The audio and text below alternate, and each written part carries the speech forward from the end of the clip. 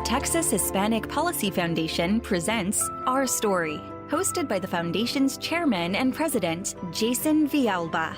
Each week on Our Story, hear the personal and intimate stories of Hispanics all across Texas, told in their own voices.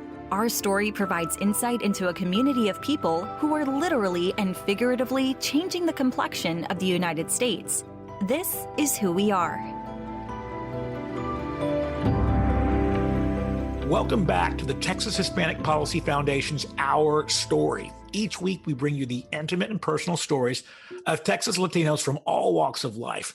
Today, we have, I think, our most famous guest we've ever had, the great and brilliant Chuck Rocha. I got a chance to know Chuck from a number of campaigns that I watched, and he singularly has changed the way that we campaign in not only Texas, but really around the country. And today we're going to hear about him. He's from Texas, and so he agreed kindly to be on our show. Chuck, how are you this morning? Hey, Jason, I don't know if I can live up to that introduction, but it's a pleasure to be here. Well, I tell you, we in Texas look to champions like yourself to really make a difference. And, on the campaigns that you've worked on, you literally did write the book. I remember watching some of your work early on, and consistently you did things that were different and unique, and it changed the way that we approach Hispanics in politics. And we'll get into that later, but I want to start with your early life. I mean, you are a Texan. I know you're in the big city of DC now, but you started in East Texas. Tell me about growing up in East Texas and what that was like. I think it gave me a unique look into what my work is today, which is trying to figure out how to move working class individuals to vote for politicians that will best reflect their values and work for them. And I think unlike a lot of folks in Washington, D.C. that go to Harvard and Yale and these nice, big, fancy schools and, live a little bit more of a life of privilege, they don't understand what it's like to grow up in a trailer house with a single mom right down the road from Lake Palestine between Chandler, Texas and Tyler, Texas, where I grew up.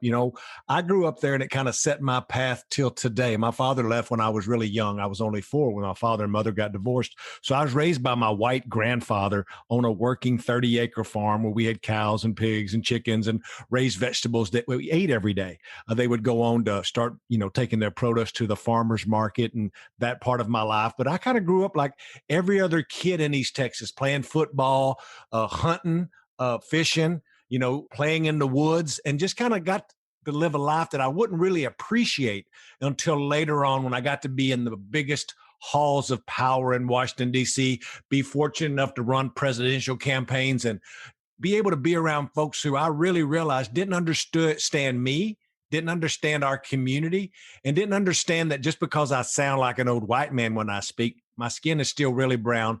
My family still came from Guanajuato, Mexico, and that I was a Latino. And it proved to them, hopefully, that, all Latinos don't come in the same shape or size. And so growing up in East Texas, getting to live a real life, I think really set the path for where I ended up. How did your folks or your family get to Texas? I mean, you say your family's originally from Guanajuato, but how did they get up into East Texas? It's a great, great story. And I remember asking my Uncle Monty, one of my dad's oldest brothers. Now, I come from, on my father's side, a very strong and robust Rocha family where my father was one of 15 children. That's not unique in Latino families in Texas. But my great-grandfather, Benito Rocha, came to Texas from Guanajuato as a child, and they immigrated through South Texas, kicked around in West Texas for a while, lived in New Mexico for a while. And my grandfather, Pete Rocha, ended up getting a job on the railroad. And he started working on the railroad all throughout Texas. And I finally asked my Uncle Monty, how and why did they settle in Kemp, Texas? Because that's where the first Rocha home place was. And Uncle Monty said, that's where the train was when they were building the tracks, when your granddaddy had enough money to buy that first 10 acres of land that he bought and started planting cotton on. So it just happened to be where they were on the railroad when he had saved enough money to buy a piece of land, and he quit his job and started raising cotton.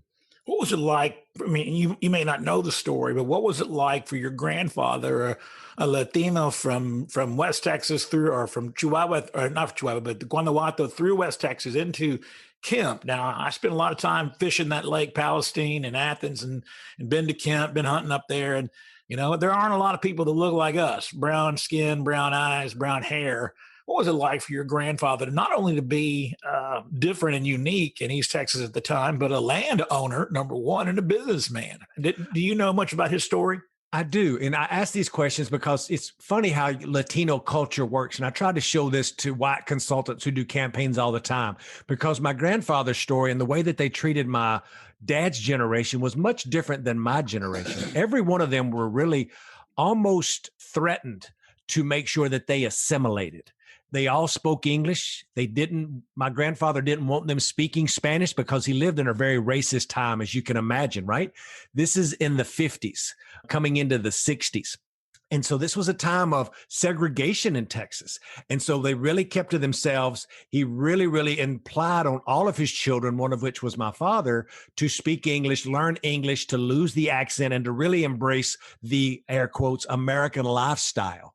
And so all of them fell along that path of really assimilation. It would be the next generation, my father's children, all of those kids' children, who then would start picking up the mantle of who are we? And we are brown, even though many of the Rocha siblings of my father's married Anglo women or Anglo men and started assimilating their children into a very racist part of East Texas just for almost survival purposes. But that's just how it was back then. You've seen a reemergence of generations like mine who've now learned to own their history, own their culture. And I think it's really interesting when we talk about the Latino vote of differentiating a lot of these younger Latinos from how their parents and grandparents were raised.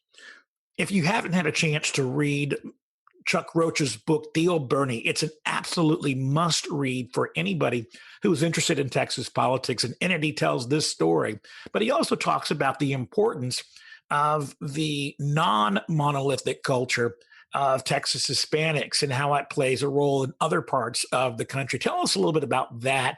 Tell us a little bit from your perspective about, how we share stories. Your story and my story are very similar, but yet we're very different. Talk about that and how it played out as you grew up and what you saw. I grew up not around a lot of Mexicans, not around a lot of Latinos at all, as we talked about earlier in East Texas. So as I start traveling the country, and I talk about this in my book, I rediscover my roots, I rediscover my culture, but then I also discover that Latinos are so different. And I remember the first time I went to Dallas-Fort Worth and worked in Arlington, back then it was in the early 90s for a congressman named Martin Frost. And then I was doing work before that for Ann Richards, that Latinos in Dallas and Fort Worth act a lot like my family. They wear boots and they go to Cowboys and dance on the weekend, and they act and talk a lot like me, and they're predominantly Mexican. But as my career would go on, I would get sent to New Mexico, where they didn't like the word Latino, where they wanted to be called Hispanic, where they were really proud of their Castilian roots. And then I would get to work in Colorado and Arizona and discover other cultures. On the voter file, we're all categorized as this name Latino or Hispanic. But if you think about our countries of origin, we couldn't be more different. Someone who's a refugee from Cuba, who comes here, who's very conservative, most Cubans are Republicans. Or if you're the same Caribbean Latino or Hispanic and you're from Puerto Rico and you come here, or from the Dominican Republic, or if you're from Central America and you've been fleeing, the horrible attributes of what's happening down there, all in the voter file, in culture, we're all the same. But all of those country of origin stories make us really, really different, from the food we eat, to the music we listen to how we consume information. And if you break that on a cultural divide based off of age, we're really, really different. So I've been really using that in the way that we do Latino outreach and campaigns to drive home to these consultants who think we're all listening to mariachi band and eating street tacos like we do in San Antonio. Is something that's very different in other parts of the country. The academics have picked up on this dissimilarity, right, in our backgrounds, and they've attempted to label us Latinx. I know there's some controversy about that. I'd love to hear your thoughts on that term and whether or not it's useful or the approach that we should take with respect to that. Sure. And I think that that's a great question. And I come from policy from the left. There's no hiding that I ran Bernie Sanders' presidential campaign with a team of people that I'm super talented and learned a lot from. But Latinx is just a new version of Latino or Hispanic, of how certain parts of our demographic, again, to your point, we're not a monolith. They want to be described this way because they don't feel like the binary culture of the Latin phrases that are all dominated towards the male genre with all Latinos. If there's a group of Latinos, they divert back to the masculinity phrase of that, which is Latino. And the Latinas only get that if it's only women. And they have thought, they being more woke, more progressive, more young Latinos, let's have a non-gender binding something we call each other as our pronoun or as what we are looking as ourself as being where we're not forcing a transgender Latino or Latinx or Latina, however they may self-describe, as being more open and not being so masculine towards the way that we look to all Latinos. And the way that I reflect that is I say myself Latino. I want to be referred to as Latino. Some I just said Latinos in New Mexico want to say that they're Hispanic. No matter what you are, I want to reflect what you reflect on yourself. So if you like the term Latinx, when you refer to yourself in a conversation, I will reflect that back to you to show deference to the way you feel, because I think we should respect each other and what we want to be called. But when it comes to just purely communicating with an electorate, I use the word Latino because I think most abuelitas in their house who are reading the mail that I'm sitting have never heard of the word Latinx. I think that's an important distinction that you make. I mean, as a consultant, you're trying to reach people and tell stories and engage. And you've seen the statistics and the polls. Latinx isn't tremendously popular among our community. And yet I think it is respectful in certain academic environments and elsewhere, utilize that kind of terminology. As a consultant, how do you deal with that sort of binary approach, right? Yep. I think you just have to show deference to respect, just like we all demand respect. And if I want you to call me Tutti Frutti, then I would like for you to call me Tutti Frutti, but that's just what I want. But when I talk to all the other Mexican rednecks out there, they may not like Tutti Frutti, so I'll go back to Mexican redneck.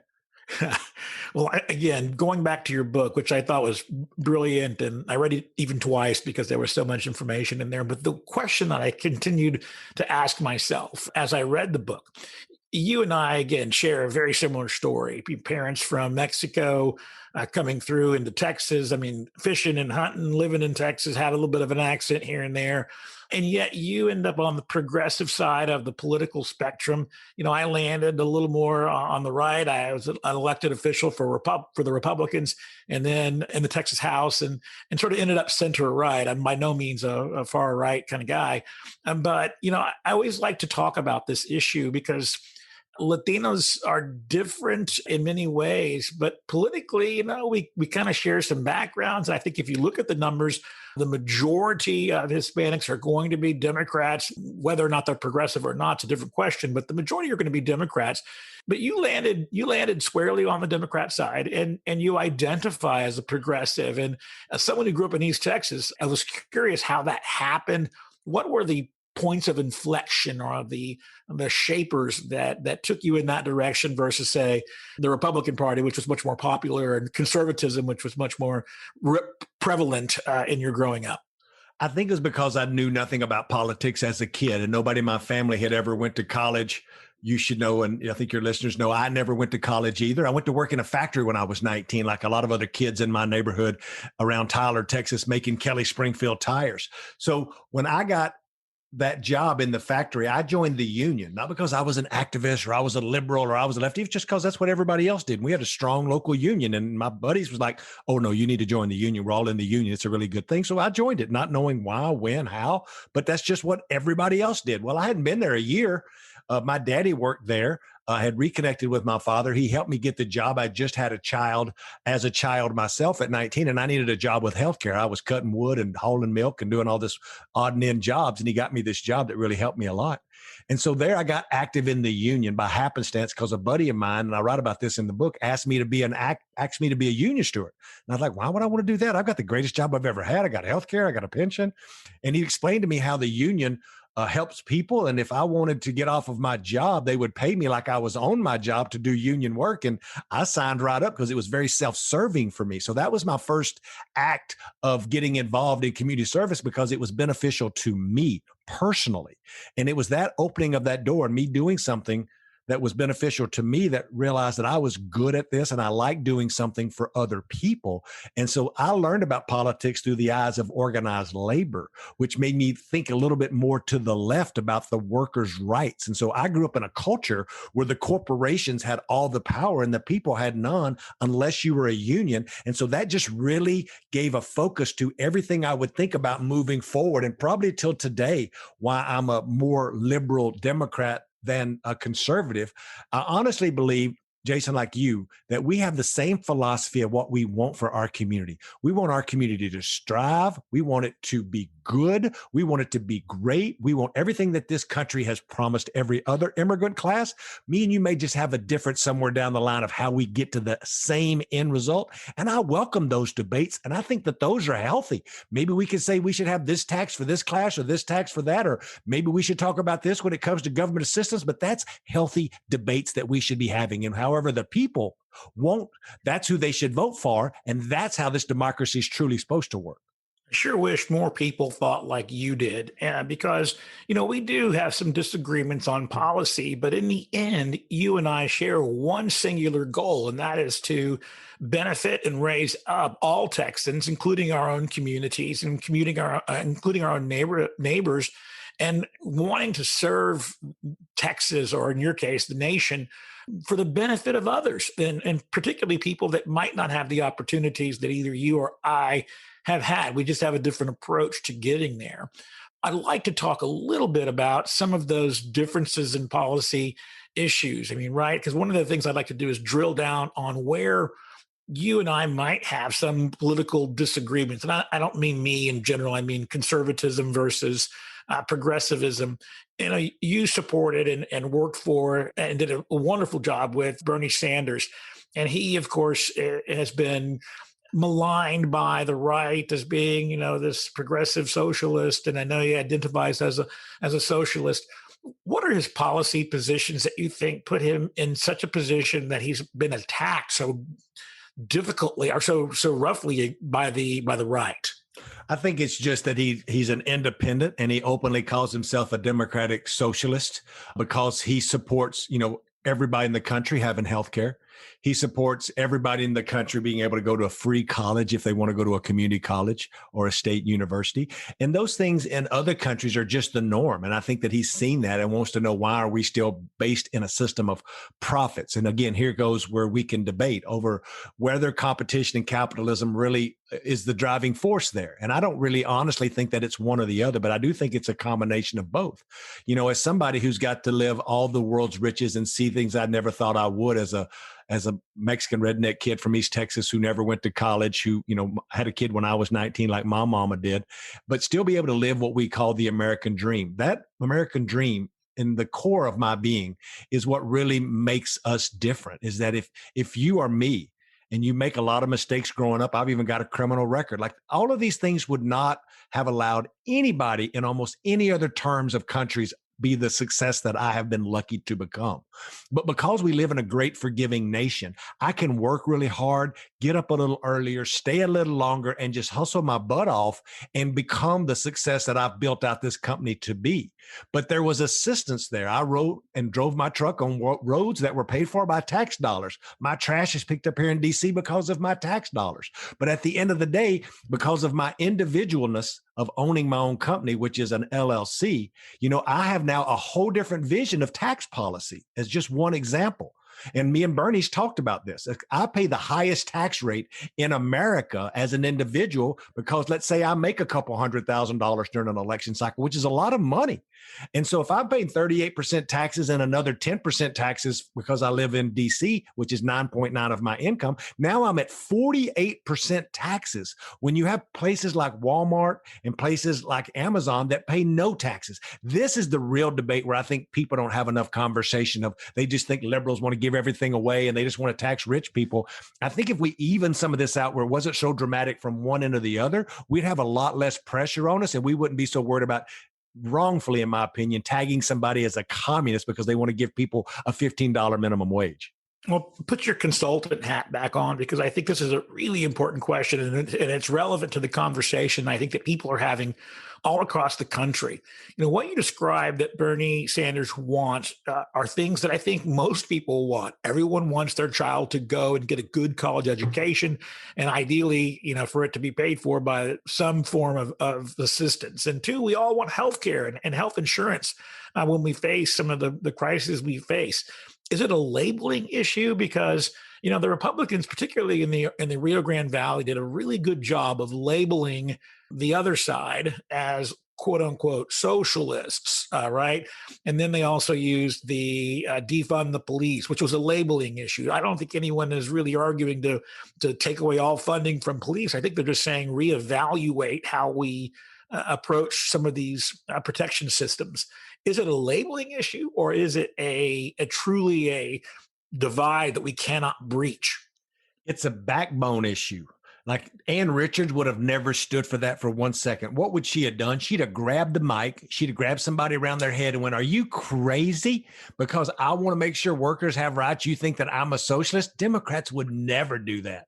Like, we have to get much stronger and actually take a page out of what Donald Trump was really good at, which was being a carnival barker and being happy to wave the flag of his successes. Democrats want to come at this from a policy and a 15-point plan perspective, when we should just get a lot tougher and say, socialists, no, we're for $15 minimum wage. And the minimum wage hasn't been raised in this country in 14 years. And how dare you think I'm a socialist because I want folks to be able to make a living? How dare you? You're the party of rich and we're the party of workers, and you can't stand that. If you could get a Democrat to do just what I did there, you would disengage a lot of this rhetoric that's out there. But you've got to be able to push back and take it on. Most of the folks who take and who work in these campaigns, Jason, between me and you, ain't never been in a good fist fight in their entire life. And the only way they know how to fight is on Twitter with a keyboard. For those of us who've been knocked in the jaw a few times, we remember what that's like. And sometimes you got to knock somebody in the jaw figuratively, like saying, "No, this is not true. And this is what I stand for. How dare you say that, son?" And we don't have near enough of that, because Republicans are really good at that. The popularity of Trump does suggest that some of that rhetoric is popular and it works. But I think there's also something else at play. And I want to talk a little bit about this. And that's the cult of personality, this bigger than life personality that he brought to it, this machismo, this I'm the man kind of approach that seemed to appeal to at least regions of Texas, the Rio Grande Valley. Was that a factor, or was that ancillary to other issues? It's a death of 1,000 cuts. Was it overwhelmingly popular? No. But did it move some Latino men who, back to my point I just made a while ago, is we're a little bit weak-handed. So when you have this Latino man who lives in the Valley, who's not really hearing all the great things that Democrats are doing from him, and he really don't think the Democrats or the Republicans have done anything to really help his life get better, especially in the age of COVID. And you have this carnival barker who is a famous TV person because he did a TV show saying, "We're going to break some system," and he's going to cuss a little bit when I'm on stage, and we're going to make America great again. And how dare all these woke white folks think blah, blah, blah. That's kind of cool to like move another 5 to 15% of Latino men are in the Valley, improve his numbers by 21% overall in Webb County and a lot of Hidalgo and a lot of those counties down there, because they were only hearing one message. They kind of liked that tough guy stuff, and they weren't hearing, an alternative narrative. But let me remind your listeners of one thing important. Donald Trump improved by 20-something points in all of those border counties in Texas. But let me also remind you folks that Bernie Sanders won every single one of those counties in the primaries by a lot, because I strolled into those counties and spent money telling Latinos the system is rigged. If you've got money, you'll do just fine. But if you don't have money, the system is to help corporate America and rich folks who have lobbyists and lawyers, and it leaves you behind. Vote for Bernie Sanders and everybody will get health care. Everybody can make $15 a minimum wage at least, and we can try to get college to your kids if they go to a good community college and they keep their nose clean. I want to talk more about that, because at the beginning of this program, I mentioned to our listeners that you are a brilliant consultant, but more than that, you have changed the game.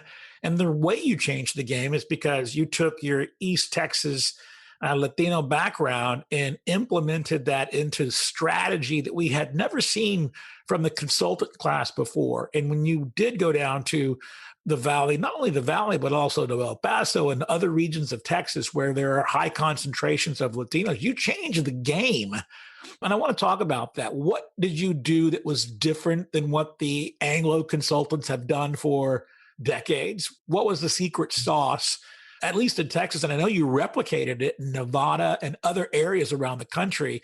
And will it work in California and in places like, I don't know, Dade County of Florida or in other areas where there are higher concentrations of what might be considered conservative Republicans? Look, this is going to sound stupidly simplistic, but I spent a lot of money to talk to a bunch of Latinos. And you may think, well, Chuck, they do that every election. They just don't. Now, they may spend some money talking to that same old group of old Mexicans who show up in every election in Texas. And Jason, me and you both know them, right? They show up for every primary. They're at every Democratic meeting or Republican meeting, and they're that small little 20% of the Democrats or the Republicans who show up at every election. And so a white consultant says, let's just go talk to the folks we know are going to vote in this primary. Well, I was like, well, that's just a small portion. If we go ask all of the Democrats that are Latinos to vote in this election, I bet we can get at least 10, 20, maybe 30% of them to show up if we show them some attention and start sooner than 5 or 6 days before early vote, like most campaigns do in Texas. So we took a very simplistic approach, in a old Mexican redneck theory would be, okay, let's go start talking to them early, tell them that we care about what they think, show them what we think, and ask them to vote for us.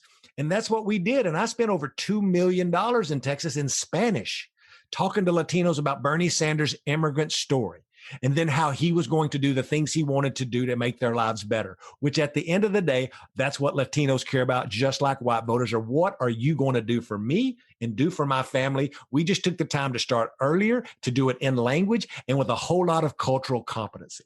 Isn't that fascinating? Your secret sauce is engage, right. Talk to the people, right.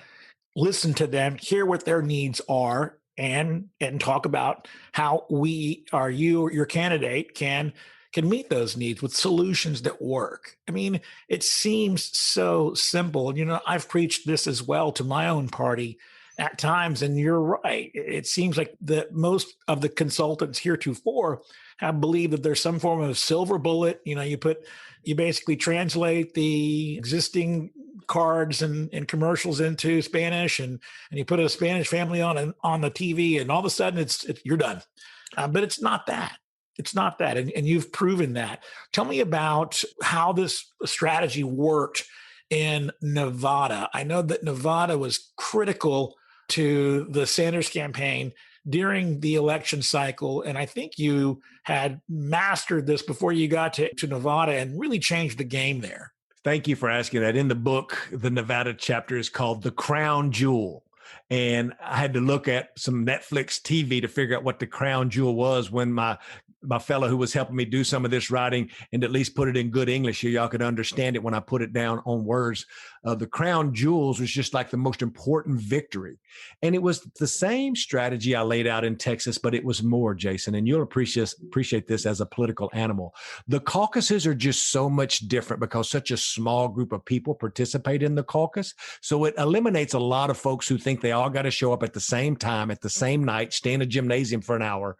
And working class folks who got babies and other things normally don't participate. So I started with the thought, let's see who we can get to go caucus with these Latinos, because there's so many of them in Nevada. Here's the basic numbers.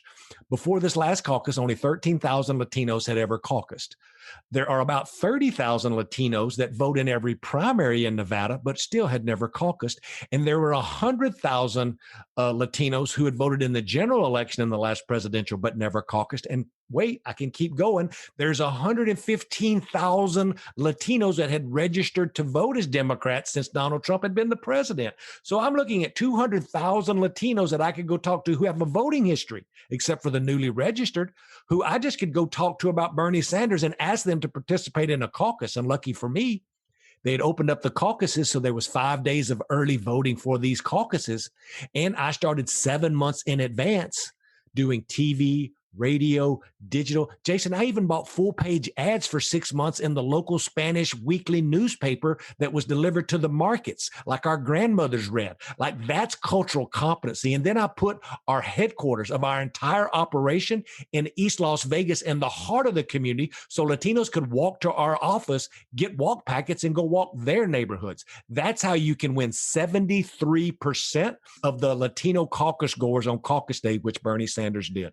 That's amazing. That number, again, for people that don't follow this closely, 73% is really otherworldly. You don't just see those numbers everywhere. And Let me tell you a funny story. I was in the caucus. I was in our war room that night, and I think I may have put this in the book, Jason, and you understand what this means. And so I had people in the most dense Latino caucus areas with a cell phone calling me to tell me who was going to be viable, like where were the votes going.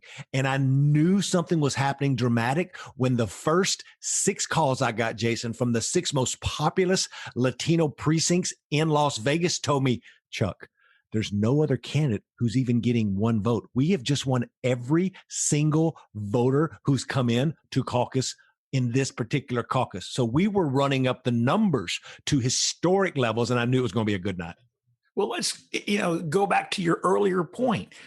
What had other candidates done in history in Nevada? They approached, the 16,000 people that were 4Ds. That for our listeners, that means who regularly vote in these elections.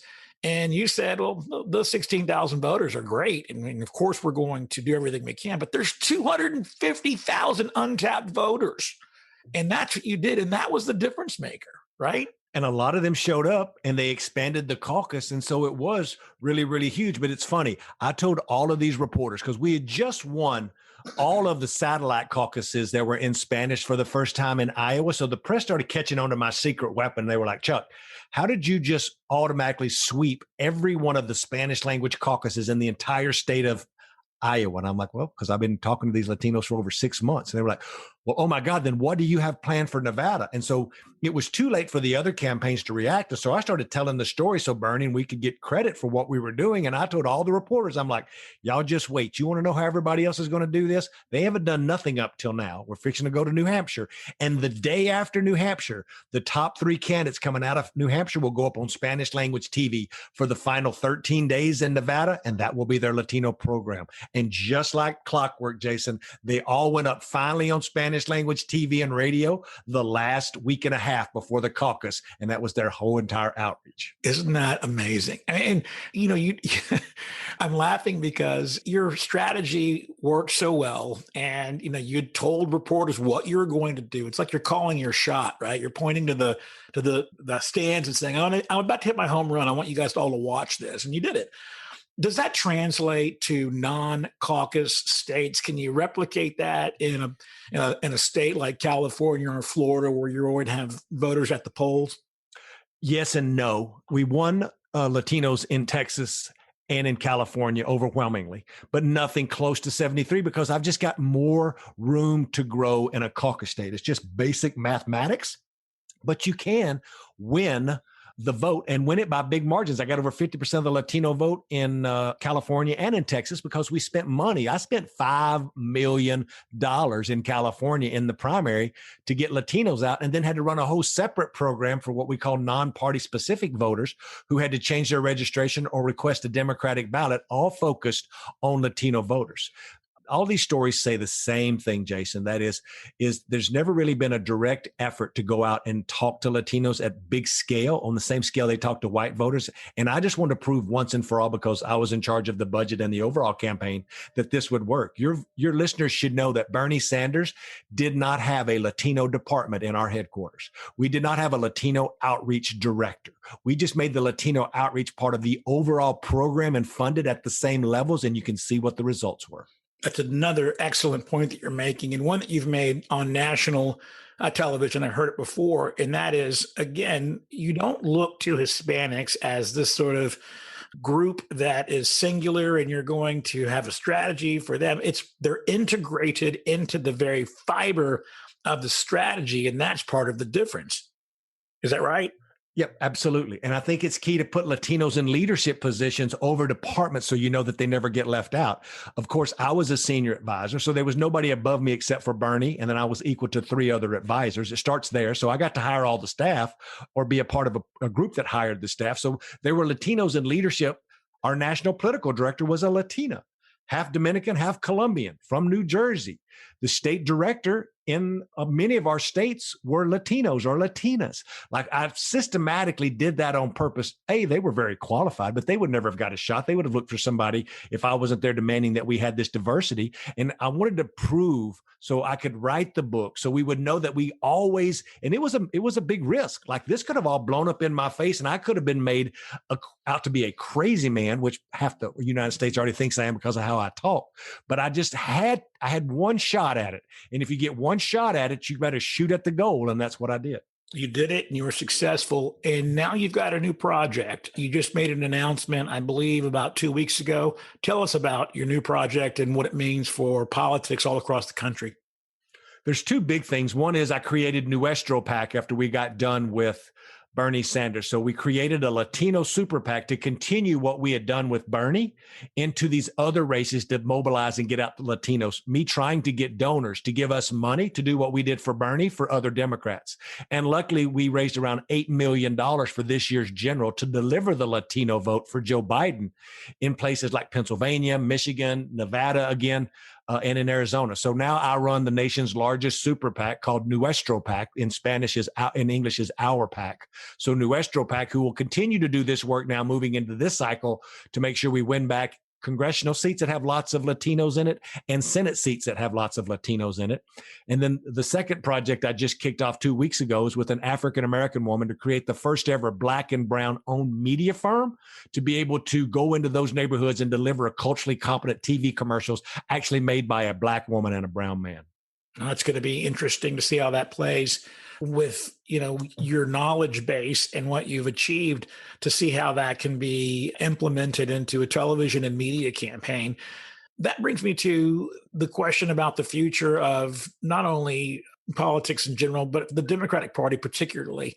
Biden wins the election and he's popular. We're seeing the numbers early that he's popular. He's going to do well, I believe.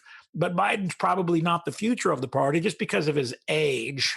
Who is the future of the party? Who are those individuals that can seize the mantle of some of this, as we talked about earlier, personality and charisma that could really drive election cycles like, say, Obama did or Clinton did, or even, at the lower level, like Beto O'Rourke in a Senate campaign?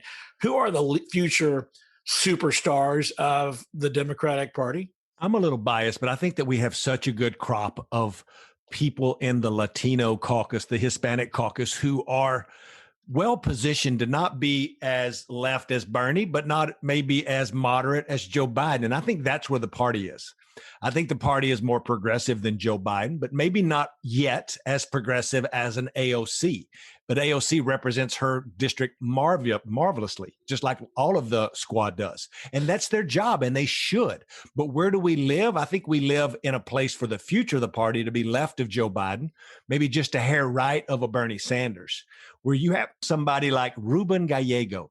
Ruben Gallego is a congressman from Phoenix who's a Marine, who is moving up the ladder in the Congress, who is a self-proclaimed progressive, but also a Marine and a father and just somebody who lives in that space well left of center, but maybe not at the most left of the spectrum, but much left of Joe Biden. Like there are people like that. And Congressman Gallego is one. Congresswoman Nanette Barragan is another. Veronica Escobar, who won the race for the open seat where Beto O'Rourke's seat was in El Paso. Keep your eye on Veronica Escobar. She's going places. And again, she lives on the left side of the party.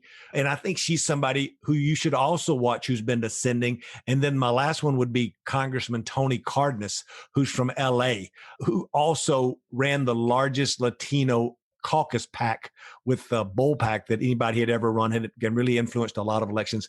That handful of Latinos and Latinas, I think, or any of those could be the real future of the party. In Texas, and I want to finish with Texas and then talk about one more thing, but in Texas, we are seeing a purpleization of the state. Trump only won by 5 percentage points in this most recent election. And in each of the last 3 elections, the presidential margin has shrunk by 100% or 50% each time. So we're seeing that movement. Who in Texas do you see will be running statewide, will have an opportunity to win statewide? I know you mentioned Veronica, but my guess is her future's in Washington at the state level. Are you watching any state politics in Texas or no? Sure. I mean, it's my state. I want to see us win the governorship. I think that, of course, I was reading an interview yesterday that Beto O'Rourke said he's keeping his eye on the statewide elections, and he may or may not, but if he doesn't run, he's going to support whoever does run. I think he's always, because of the money and the energy he had in the last election. And I think either one of the Castro brothers have built a name ID for themselves, and they could run statewide.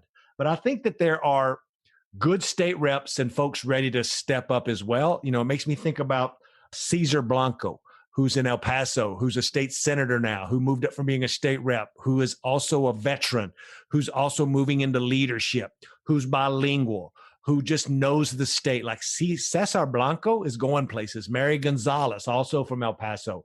Like, we have a whole group of young, great state reps that are coming up in Texas who, it's just right now, they would all be running statewide if they thought they could win. And as soon as we start proving that there's enough investment in Texas for a Democrat to really win, we're going to have a plethora of good candidates. Cesar Blanco is a good friend of mine from the time we served together in the legislature. And I always told him he had the best hair in the entire house. I mean, as a bald Mexican, I can't stand his hair. His hair is so perfect. And I always told him, I said, man, I want hair like that. You know, I like Justin Rodriguez too from San Antonio. I think he's really special and has a great future in Texas. And so I'm anxious to watch some of these guys and gals, you know, rise to the surface and get see their leadership, because I know they're good people and I've always enjoyed working with them. And that's the difference, I think, about Austin and, say, Washington. In Austin, it was very collegial, and I got along very well with my fellow members of the House on both sides of the political aisle. And the people that you mentioned were all wonderful human beings. So I want to finish with one question, and it's a little more personal in nature. So you're sitting on the banks of Palestine Lake and fishing, and you're a 14-year-old kid and just trying to figure things out. Did you ever think that you'd be walking the halls of Washington, of the Capitol and the White House, as a person who is really the engineer for putting people in the highest levels of office? Was that something that you even dreamed about? It couldn't have been the furthest thing from my mind. If you would have told me at 18 to put my finger on where Washington, D.C. is on a map, I couldn't have done it. I barely got out of high school because I was an all-state football player. When I graduated Brownsboro High School, I was 6'1" and weighed 310 pounds and was just meaner than a snake. And I was a really good football player. And because I went to school in East Texas, I didn't go to school. People don't realize when I got out of high school, I could not write in cursive and I could only read on about a 6th grade level. And that's why a lot of young working class boys and girls in East Texas were. And it wasn't nothing wrong. They go to work in the oil field. We know who they are, Jason. And they have great little lives back then. But me ever working in politics, me ever getting to go to Washington, me getting to run a presidential campaign and just be blessed beyond blessed by the things that I've been able to do, I couldn't have dreamed it in a million years. But every day when I'm in this work, and I think back on the lessons that I learned sitting on the banks of Lake Palestine, fishing for crappie, pulling up big catfish with my papaw in that same lake. Like, it was that hard work that still today makes me get up every morning before 6 a.m. I work out for a few hours. I get my work done. I stay up a little bit later. And it's just like that hard work and persistence that my old grandfather taught me still is the driving force today, more so than anything I'll ever see in a book. Well, I sure appreciate your time today, and what a great story that you have. I'm so impressed by what you've done, and I've been a fan of yours for years just by watching your campaigns and read the book, and now I had a chance to speak with you. So thank you for your time today. I'm going to let you go. I know you've got another 15 different meetings today, and so I'm just thankful that you would come on. Ladies and gentlemen, the great Chuck Rocha, please pick up his book, Theo Bernie. You can find it on Amazon or anywhere else. I look forward to hearing from you again. And please don't hesitate to reach out, Chuck, if you need anything from us. Thank you, Jason. And thank you for this program. And thanks for lifting up these voices, these stories, not just mine, but there's stories all across Texas that need to be told.